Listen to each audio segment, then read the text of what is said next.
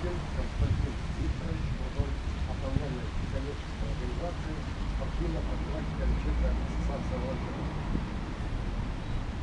В прошлом году ветеран спорта Владимир Отрескин подал такую идею, чтобы провести турнир, посвященный памяти Зосима Васильевича Панина. В прошлом году ему исполнилось 99 лет.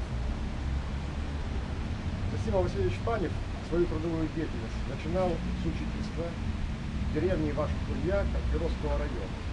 Затем он был председателем Верховного Совета Республики Коми, и, изучив его биографию, жизненный путь, у меня возникла такая ассоциация, что Зумык Ош, сильный медведь, либо мужественный медведь, вот как раз эта ассоциация может быть подобна жизненному пути Зосима Васильевича Панина.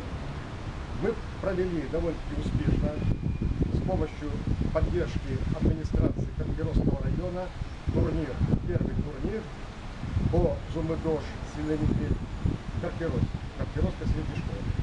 В этом году мы планируем провести межрегиональный турнир по Зумык-Ош и дзюдо, чтобы придать новый импульс Зумык-Ош в национальной борьбе в финно-угорском этнокультурном парке.